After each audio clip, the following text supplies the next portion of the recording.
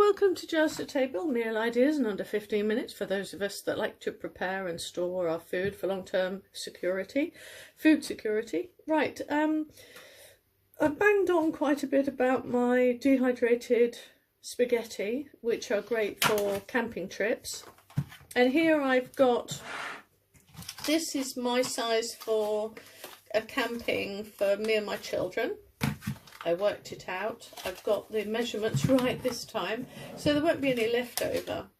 And I've bagged it twice, and just before we get to the macaroni cheese, I bag it up and then I keep it on the side, leaning up, because pasta and a lot of vegetables as well can perforate.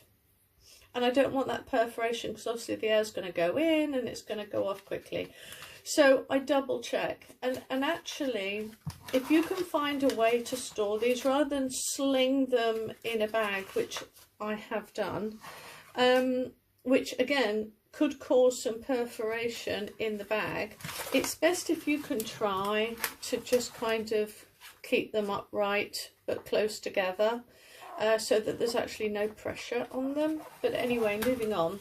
So I did do that, and with two of the bags, yes, there was a perforation.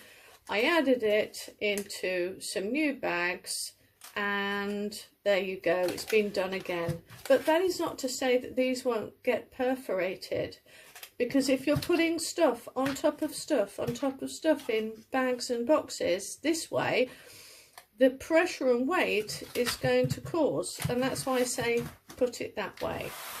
Right, that little thing over and done with. I made some extra macaroni cheese, and I did it with twists instead. Cooked it for about 4 hours, something like that, and then I turned it over. Well, I did it this way. Cooked it for 4 hours and then I turned it over, and it's dehydrated really well. There's not pools of cheese in it, so I know that it's going to hydrate really well, because the pasta is the carrier that clings, that the cheese sauce clings to. I haven't got, and I've said this before, I haven't got a grinder, and it's not high on my list at the moment to get another one. And so I'm having to use a carrier for the sauce. And that way the sauce is thin enough for it to rehydrate with boiling water. And that's what I have. So this can be broken up quite easily. But today I'm not going to wait and bag it up. I actually want to test it. And a lot of people saying, well, hold on, you've got sauce, you've got butter, how is this going to be safe? Because surely it's going to go rancid. Well, it won't go rancid. And hold on a second, it's not going to go rancid in the same way that my cured pork isn't going to go rancid. Why?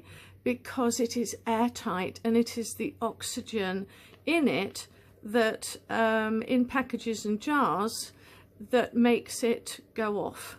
So there's no oxygen in here, ergo this is fine to eat, and this would be airtight, like like I have done with these, completely airtight. So any butter or whatever that's in there isn't, is not going to cause any rancidity, if there is such a word. So we're going to do this and dehydrate it, and let's see how we go, because if this is the case, I'm definitely packing this on my camp trips. Right, so this is only one portion, but I'm going to put this in here. This is, pretend I'm emptying out a bag. Going to get all that nice sauce there.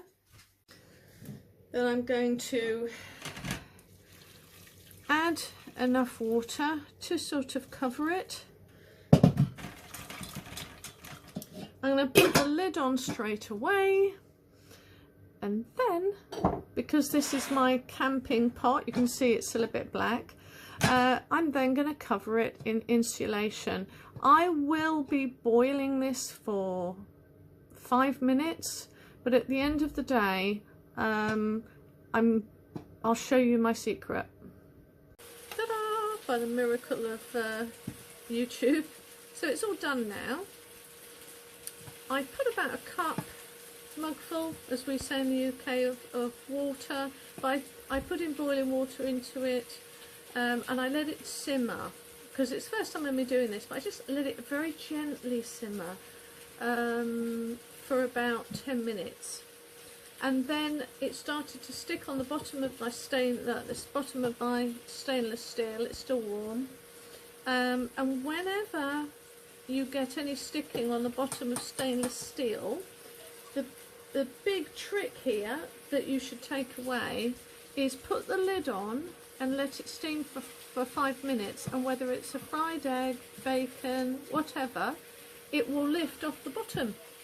I haven't dared lift this lid up because first off I wanted to show you what I'm in the process of making. So using I think it's reflexive radiator foil, I've taken some time to make the bottom of this, and I cut out a little bit there so it fits perfectly, and I will end up making a lid for it because that is irritating. So I'll make a lid for it, and then it'll be good to go ready for the next camping trip. Shall we lift it up and see then? Okay, so it's been sitting here for past 10 minutes while I've been finishing listening to a story my son's told me. Okay, so I'm giving it a stir. Let's taste it. I'm really unsure, I have no idea. Oh, okay,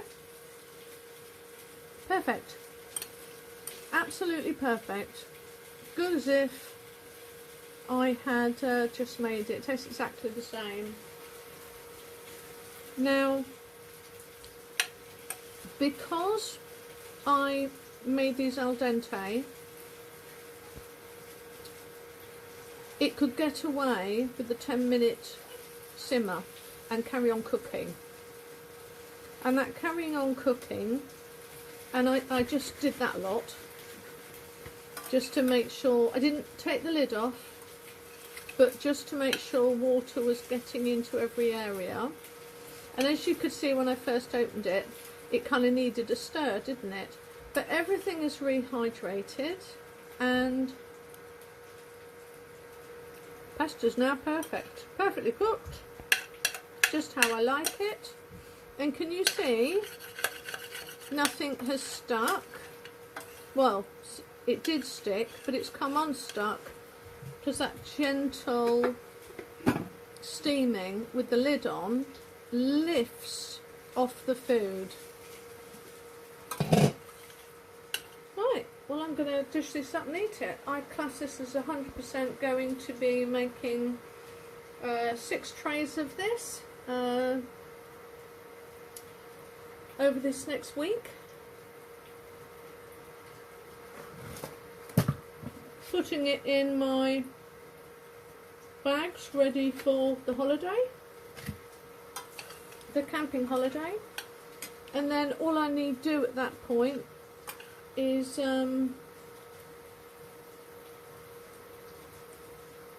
just enjoy my holiday, really, because I don't like to cook from scratch. If I can't fry it or boil it and that be done, sorry, I can't start eating, then I don't really want to be faffed with it. A lot of people are going, why would you do that? It's just as easy to make it on the go. Well, I don't want to be taking flour with me and making a roux. And the other thing is, it's all done. All the prep has been done for me. And sometimes when I go camping or going on holiday, there might not be somewhere where I can buy. And also, no, here's the thing. I don't want to buy packet cheese pasta because there's all sorts of stuff in it that I don't want myself or my kids to eat. So I'm happy that this is homemade, there's nothing bad in it, and my kids are going to eat it and enjoy it. Anyway, enough of that, because I'm going to go and eat it now.